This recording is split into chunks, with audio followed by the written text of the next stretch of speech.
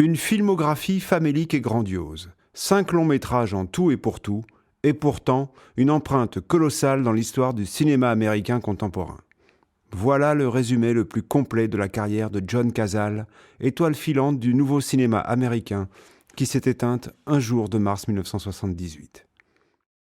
Les 5 films dans lesquels John Cazale a tourné ont tous été nommés à l'Oscar du meilleur film. Ce type a eu pour partenaires Marlon Brando, Al Pacino, Meryl Streep, Diane Keaton, Robert Duvall, Gene Hackman, Robert De Niro, Christopher Walken. Première apparition dans Le Parrain de Francis Ford Coppola en 1972.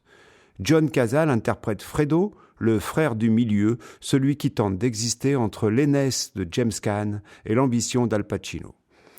Dans les premières minutes du film, son visage maladif fend la foule des invités du mariage de la fille Corleone, que joue Talia Shire, la sœur de Coppola. Cette même Talia Shire qui deviendra 4 années plus tard la meuf bigleuse de Rocky Balboa. C'est la scène où John Cazale, alias Fredo, fait connaissance avec Kay, la future épouse de Pacino Corleone. How are you, Fredo? Fredo? My brother Fredo, this is Kay Adams. Hi. How you doing? This is my brother Mike. Are you having a good time? Huh? En 3 phrases et 2 mimiques, on mesure immédiatement que le Fredo en question est un faiblard, un bon gars assurément, mais pas taillé pour éjaculer de la testostérone dans une famille de mafieux. On lui confie des missions proches du babysitting. Dans le second volume du Parrain, Fredo est envoyé gérer les affaires de la famille à Cuba. Loin des gros bras, il s'épanouit, s'habille comme un maquereau et fait des magouilles aux répercussions fatales. Avant le drame fratricide, qui est l'un des sommets du film, Cazale et Pacino s'offrent un moment de pur amour, symbolisé par le sourire de Pacino face à la gaucherie de son frère. How do you say banana daiquiri? Banana daiquiri. That's it. Uno banana daiquiri. And club soda. Puis vient le moment de la scène culte. Fredo craque, Fredo se rebiffe, Fredo en a marre qu'on le traite comme un indigne.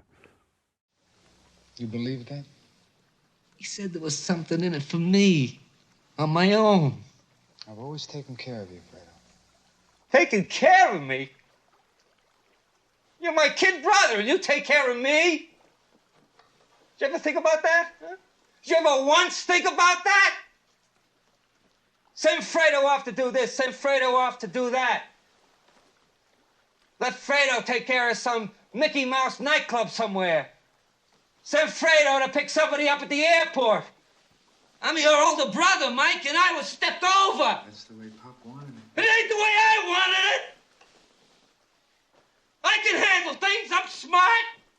Not like everybody says.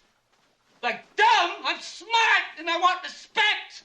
Entre ces 2 monuments que sont le Parrain 1 et 2, Coppola et Cazale tournent un film à taille humaine. C'est The Conversation, Conversation secrète en français. À taille humaine, mais bien tordue et motivée par le goût de Coppola pour la technologie et les mises en place complexes. Gene Hackman et Cazale bossent pour une société de surveillance et s'aperçoivent que le couple qu'ils sont en charge d'épier est menacé de mort. Morning. There's an article in here about the convention that mentions your name. Are you? Yeah, you're one of the notables who's going tomorrow night. Did you know that? Yeah, I told him I'd be there. Listen. Among those preeminent in the field expected to attend are Hal Lipsett and Harry Call from San Francisco. Pour celles et ceux, dont je fais partie, qui ont découvert Cazale dans Dog Day Afternoon de Sidney Lumet, cet acteur a occasionné quelques nuits blanches. Visage halluciné par la tension et la folie, il est absolument flippant. Et offre un contraste saisissant avec l'extraverti Pacino dans ce film drôle et tragique tiré d'un fait divers qui a marqué les Américains au début des années 70. Made me a promise, didn't you? Did you promise me something, huh? Yeah. Did you say either we get away clean or we kill ourselves? Did you say that? But I'm not talking. Did you? I'm not talking Do you about not? that. I do Do believe you it. believe in keeping your promises? Huh? Yeah, but I'm not Then talking. does it still go? Yeah, still goes. Well, what the fuck are you talking about? Huh? I'm trying it. En 1977, John Cazale est sur le plateau de tournage de Voyage au bout de l'enfer, aux côtés de sa compagne Meryl Streep. Il est gravement malade, il le sait, Meryl Streep le sait. Et le réalisateur Michael Cimino le sait également. Il décide alors de tourner en premier toutes les scènes de Cazale. Bien sûr, les empathiques et humanistes producteurs veulent le lourder lorsqu'ils sont mis au courant de la situation. Ils trouvent alors face à eux la volonté de Meryl Streep qui les menace de quitter le film. Cazale finit son boulot, mais meurt d'un cancer du poumon avant la fin du tournage. Une nouvelle et dernière fois, il investit l'écran par cette indéfinissable fragilité attachante et agaçante. Le début de la longue séquence de la chasse aux cerfs est particulièrement éloquent. Anybody see my boots?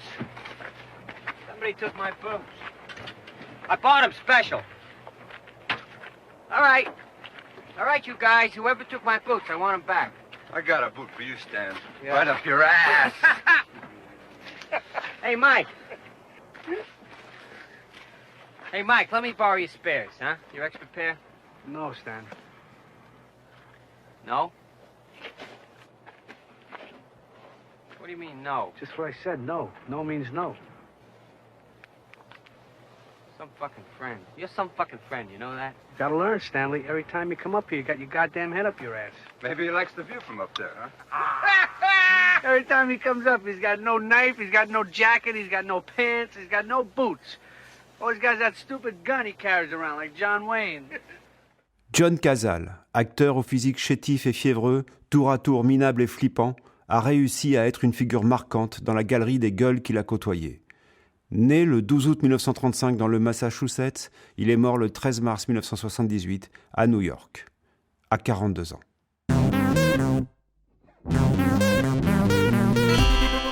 Radio K.